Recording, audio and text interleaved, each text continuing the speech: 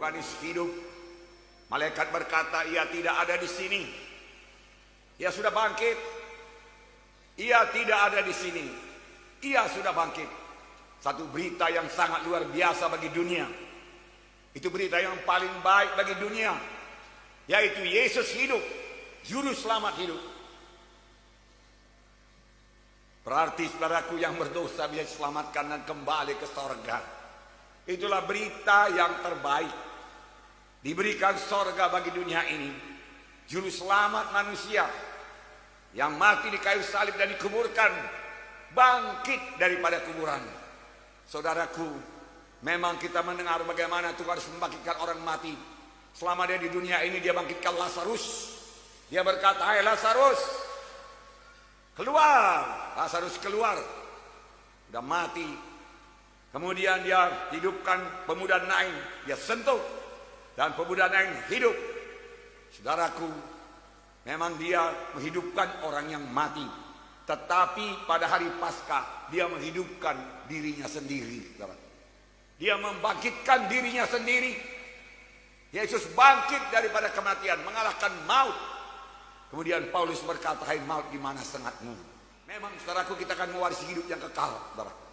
Karena Yesus Juru Selamat kita itu hidup, dan dia satu-satunya jalan ke sorga. Amin. Dan tidak ada jalan yang lain ke sorga. Tuhan berkata, akulah jalan dan kebenaran dan hidup. Seorang pun tidak sampai ke sorga kalau tidak melalui aku. Yesus telah jalan, dan jalan itu telah tersedia. Jalan telah terbuka. Tirai bait Allah terbelah dua dari atas ke bawah. Tirai yang memisahkan ruang suci dan maha suci terbelah dua. Saudaraku, bebas masuk ruang maha suci. Sekarang ini pun kita bebas bersekutu dengan Tuhan, saudaraku.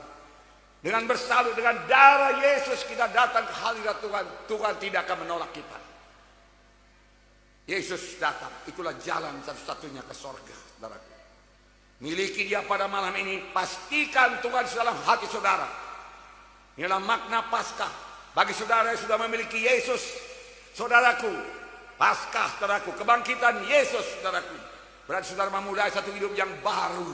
Hidup yang menang terhadap dosa, menang terhadap penyakit, menang terhadap kelemahan, menang terhadap manusia lama, menang terhadap kehendak daging, menang terhadap kesombongan.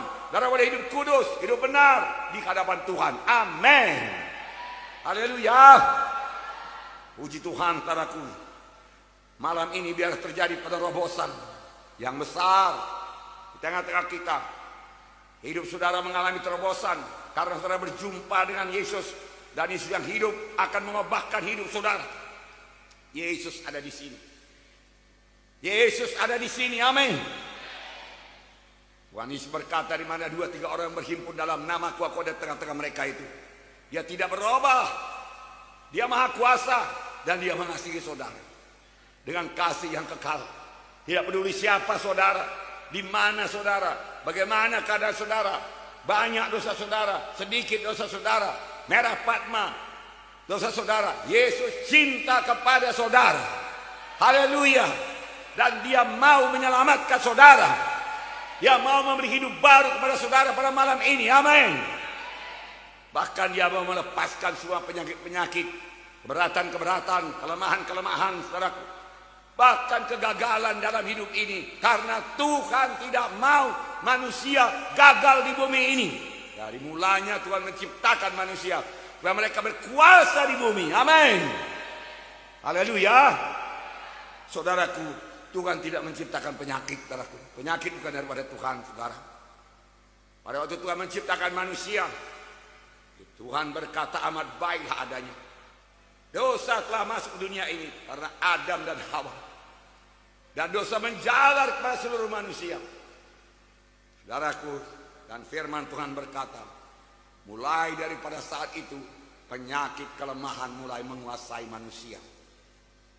Saudaraku, Tuhan tidak merencanakan manusia untuk sakit. Sebab di Taman Eden tidak ada satu pohon pun yang disediakan untuk obat. Tidak ada dikatakan inilah obat penyakit ini obat penyakit ini. Kalau kau sakit ini, makan buah pohon ini, makan daun pohon ini. Tidak ada. Semuanya untuk dimakan, untuk makanan, bukan untuk obat. Karena Tuhan tidak merencanakan manusia ini sakit, tapi setan memberikan penyakit.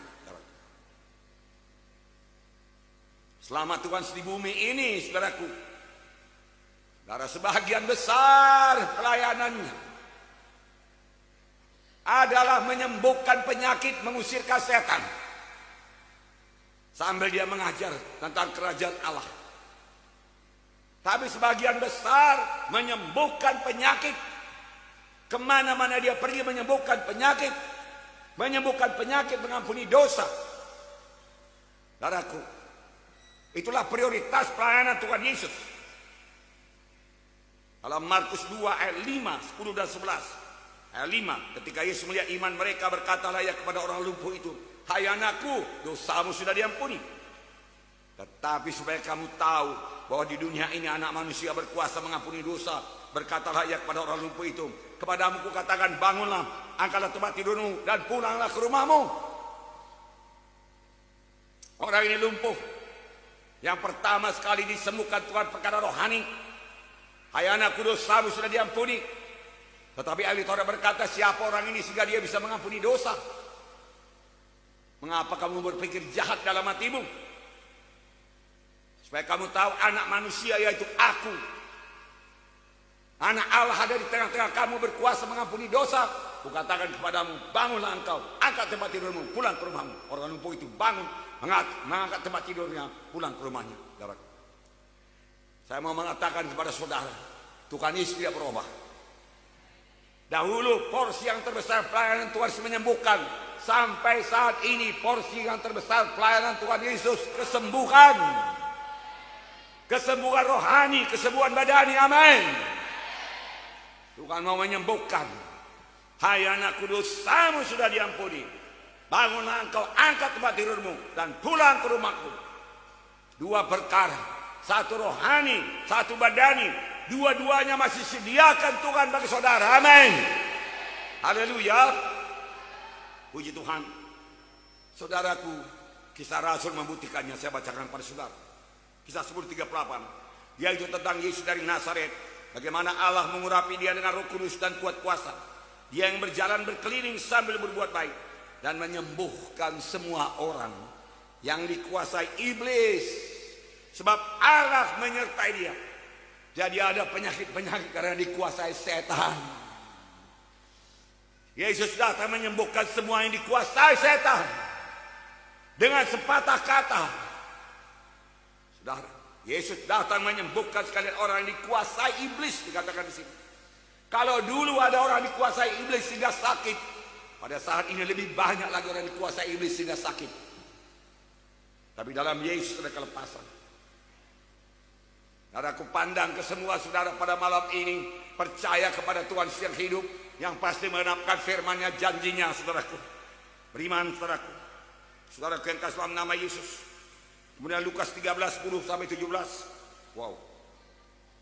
Pada suatu kali sedang mengajar dalam satu rumah ibadat pada hari Sabat. Di situ ada seorang perempuan yang telah 18 tahun dirasuk roh sehingga ia sakit sampai bungkuk punggungnya dan tidak dapat berdiri lagi dengan tegak. Orang perempuan dirasuk roh sampai bongkok punggungnya dan tidak dapat berdiri tegak. Berapa tahun? 18 tahun, saudara. Ketika Yesus melihat perempuan itu, yang memanggil dia dan berkata, "Hai ibu, penyakitmu sudah sembuh." Lalu dia meletakkan tangannya perempuan itu. Seketika itu juga berdirilah perempuan itu dan memuliakan Allah. Setan, saudaraku, merusak tubuh ini. Dia suka merusak, saudaraku. Jangan beri tempat pada iblis. Firman Tuhan berkata, tutup pintu kepada setan. Setan datang melalui dosa, saudaraku, melalui kekerasan hati kita, kebandelan hati kita yang tidak mau mengampuni, yang tidak mau mengalah, yang mau bertengkar, yang mau berkelahi. Jalan setan masuk. Dan kalau setan masuk, dia datang untuk mencuri, membunuh, membinasakan. Tidak ada setan iblis yang baik, semua jahat. Semua penduduk neraka itu, saudaraku. Saudaraku, Yesus meletakkan tangannya, lalu punggungnya tegak. Dan ahli-ahli Taurat, pemimpin agama marah. Sebab Yesus menyembuhkan pada hari Sabat. Mengapa menyembuhkan pada hari Sabat? Ada 6 hari itu menyembuhkan. Datanglah pada 6 hari itu untuk disembuhkan. Seolah-olah ahli Taurat ini, pemimpin agama ini, selama 6 hari memang menyembuhkan orang. Nyatanya selama 6 hari satu pun tidak dia sembuhkan. Tetapi ketika Yesus menyembuhkan pada hari Sabat, dia marah. Dan Tuhan berkata, kenapa engkau marah? Ini anak Abraham, anakku. Dia sudah 18 tahun dirasuk setan. Aku datang membebaskan dia. Tuhan Yesus berkata, kan sudah pantasnya lah dia dilepaskan pada hari Sabat. 18 tahun dia sudah dirasuk oleh setan, bungkuk punggungnya. Pemimpin agama alias terus merasa malu atas jawaban Tuhan Yesus. Saudaraku, penyakit juga datang karena kutuk dosa. Kutuk dosa. Saudaraku, Ulangan 28 berkata, segala kutuk ini datang kepadamu, akan melekatkan penyakit sampar kepadamu sampai dihabiskannya engkau dari tanah kemana engkau pergi untuk dimakduki. Tuhan akan menghajar engkau dengan batu kering, demam, kepialu, sakit radang, kekeringan, hama, penyakit gandum. Semuanya itu akan memburu engkau sampai engkau midasa. Kenapa ini jadi? Karena bangsa Israel tidak patuh kepada Tuhan. Dia melawan Tuhan. Saudaraku, dia bandel. Saudaraku, dia berbuat yang jahat. Dia berbuat dosa. Pintu terbuka kepada setan. Pintu terbuka kepada penyakit. Saudaraku, saudara, pada hari ini, saudaraku, Yesus sudah datang ke dunia ini. Dan pada waktu dia datang ke dunia ini, saudaraku, Yohanes Pembaptis melihat dia. Yohanes Pembaptis kenal siapa itu. Itulah dia anak domba Paskah, anak domba Allah yang mengangkat dosa dunia ini. Saya bacakan Yohanes 1:29. Pada keesokan harinya Yohanes melihat Yesus datang kepadanya dan berkata, lihatlah anak domba Allah yang menghapus dosa dunia. Anak domba Paskah, anak domba Allah yang harus disembelih, yang harus mencurahkan darahnya, sama seperti domba Paskah Israel, harus disembelih. Dan darahnya itu harus pada jenang pintu kiri kanan dan atas untuk melindungi mereka, menyelamatkan mereka. Demikian anak domba Allah ini harus disalibkan, harus mati untuk menanggung dosa manusia. Bukan Pilatus, saudaraku, yang menyalibkan Yesus.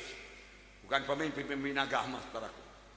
Saudaraku, Pilatus berkata, engkau juga seorang raja. Ya, seperti katamu itu. Tapi kerajaanku bukan dari dunia ini, kerajaanku dari sorga. Kalau kerajaanku dari dunia ini, tentaraku sudah berperang melawan engkau. Aku adalah raja kerajaan sorga. Engkau adalah seorang raja, ya. Untuk itulah aku datang, untuk itulah aku lahir. Aku seorang raja. Memang Yesus seorang raja yang sangat mengasihi dunia ini. Dunia ini terhilang oleh dosa. Dan dia menebusnya dengan darahnya sendiri. Dia memberikan darah yang tercurah. Mulai dari Getsemani, mulai daripada cambukan dan Romawi, saudara. Saudara yang kasih dalam nama Yesus untuk menebus manusia, saudara. Saudara yang kasih dalam nama Yesus. Paskah menggambarkan dosa kita telah diangkat oleh Tuhan Yesus. Kutuk dosa sudah diangkat oleh Tuhan Yesus di kayu salib. Kutuk dosa kemiskinan dipakukan di kayu salib. Berarti kemiskinan bukan milik saudara lagi. Terima Yesus, maka kemiskinan tidak ada pada saudara, tapi ada pada Yesus. Amin. Kelemahan-kelemahan saudara, saudaraku dipakukan bersama-sama dengan Yesus, sehingga kelemahan tidak ada pada saudara. Yang ada pada saudara kekuatan baru daripada Tuhan. Amin. Haleluya.